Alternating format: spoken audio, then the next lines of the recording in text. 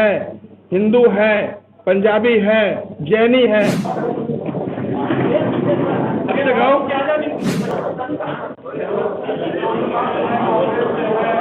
भर्ती प्रक्रिया को रद्द किया।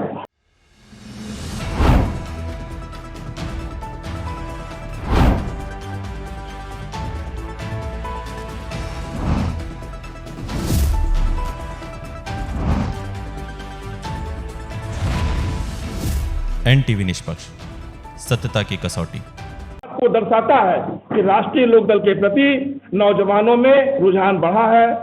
हम सब लोग खुले कंठ से इन्हें विश्वास दिलाते हैं कि आपकी यह सदस्यता राष्ट्रीय लोकदल को ताकत तो देगी, लेकिन जनपद स्तर पे, प्रदेश स्तर पे जयंत चौधरी जी को जो ताकत देगी, आने वाले समय में जयंत चौधरी जी, जो एक भ्रांति फैलाई जाती है विपक्षियों के द्वारा कि राष्ट्रीय लोकदल पश्चिमी उत्तर प्रदेश की पार्टी है। मैं स्वयं पूर्वांचल की मिर्जापुर से आता हूं, तो पूर्वी उत्तर प्रदेश में सुल्तानपुर, अमेठी, रायबरेली, शाहजहांपुर, सीतापुर, बाराबंकी, इन जिलों के लोग भी राष्ट्रीय लोकदल में शामिल हो रहे हैं। आज आपके माध्यम से, मीडिया बंधु के माध्यम से मैं सबका स्वागत करते हुए आपसे निवेदन करूंगा कि इस बात को प्रमुखता से दिखाने का कार्य करें कि राष्ट्रीय लोकदल जितनी पश्चिमी उत्तर प्रदेश की है, उससे कहीं ज्यादा पूर्वांचल की है। और आज पूर्वांचल का नौजवान जयंत चौधरी को नेता मान के राष्ट्रीय लोकदल में शामिल हो रहा है। और यह जो बड़ी संख्या में आप देख पा रहे हैं, बड़ी जमात जो शामिल हो रही है, यह आसन्न जो लोकसभा का चुनाव है 2024 का, इसमें हम एनडीए के उम्मीदवार को, हमारे चौधरी साहब का सीधा निर्देश है कि जो जहां जिस जगह पे है वह अपने स्तर से एनडीए के उम्मीदवारों को विजय दिलाने का काम करेगा। यह ज्वाइनिंग इस बात का द्योतक है कि 2024 में जो संकल्प है आदरणीय जयंत चौधरी जी का कि उत्तर प्रदेश की 80 की 80 लोकसभा सीटें हम जीतेंगे, और जो आदरणीय मोदी जी का संकल्प है कि अब की बार 400 पार, उसको भी चरितार्थ करने का काम हम युवा लोकदल के कार्यकर्ता प्रत्येक स्तर पर लग करके कराने का काम करेंगे। शेष आप अगर कुछ पूछना चाहे तो पूछ सकते हैं। अपा जी कह दिए सामने से कि हम लेकर के आ रहे हैं, तो आप बता दें लोग कैसे देखते हैं? देखिए, कुछ दावे करने के लिए होते हैं, जो अपने मित्रों को समझो नहीं पा रहे हैं, उन्हें उनके दावे कहीं से विश्वसनीय नहीं लगते हैं। अगर हम इस बात को कहते हैं कि हम अब की 80 की 80 जीतेंगे, तो हमारे दावे में एक जिम्मेदारी का बोध है, और उनके दावे में तो ये भी नहीं है कि उनके घटक रोज टूट रहे हैं। इंडिया गठबंधन के घटक रोज बिदक रहे हैं और टूट रहे हैं। अब तक तो उनका कॉन्सेप्ट भी क्लियर नहीं है कि किस इश्यू पे चुनाव लड़ेंगे, उनका मुद्दा क्या होगा। देखिए, निश्चित तौर पे इस बात में कोई दो राय नहीं है कि आदरणीय मोदी जी का नेतृत्व देश में एक मजबूत विकल्प है, जो देश को विकसित करने की ओर अग्रसर है। और आज हम एनडीए के घटक हैं। हमारे नेता चौधरी जयंत सिंह साहब ने जो निर्णय लिया है, उसके साथ हम खड़े हैं। ये इतनी बड़ी जमात इस बात का परिचय है कि यह युवा अब तक उड़ाई ले रहा है, और यह निश्चित तौर पे राष्ट्रीय लोकदल के माध्यम से एनडीए को मजबूत करने का ही काम करेगा। जहाँ पे ऐसे माहौल बना हुआ, सीसीआई लागू कर दिया है, और जो है कहीं ना कहीं आपको मुसलमानों के अंदर भी कैसे देखते हैं सर? देखिए, मुस्लिम भाइयों को हम समझाएंगे अपने कार्यकर्ताओं के माध्यम से।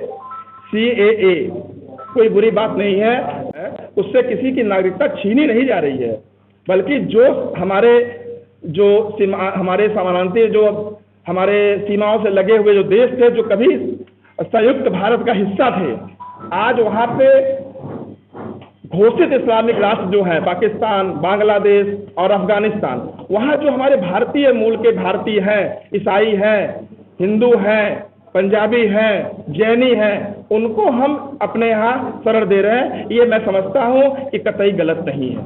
उत्तर प्रदेश में जब पुलिस भर्ती का नोटिफिकेशन आया, युवाओं की उम्र को कम किया गया, नोटिफिकेशन पे आप लोगों ने बात उठाया और उम्र बढ़ा दी गई।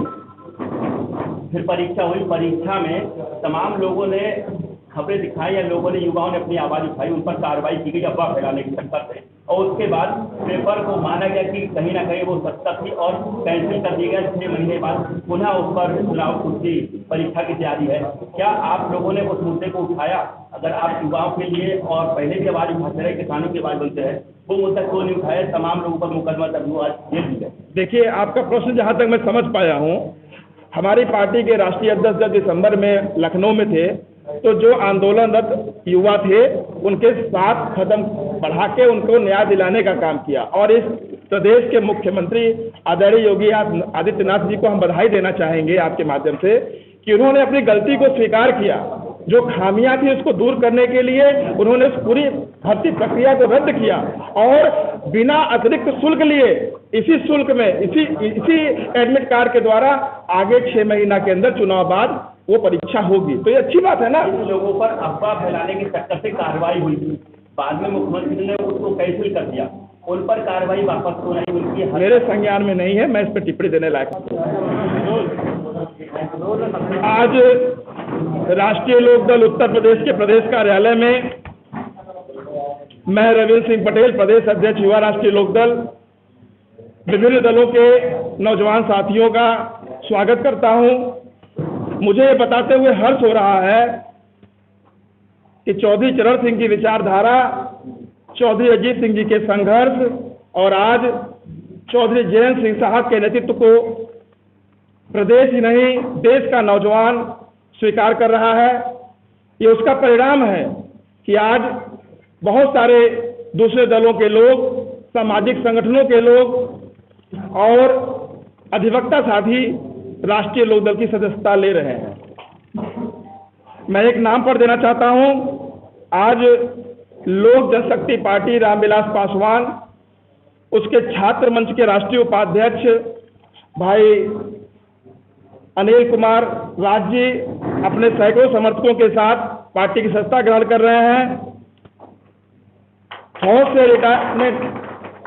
से रिटायर्ड कैप्टन कमलेश अग्निहोत्री साहब जो फर्रुखाबाद से हैं, लखनऊ में रहते हैं, आज अपने समर्थकों के साथ राष्ट्रीय लोकदल की सदस्यता ले रहे हैं।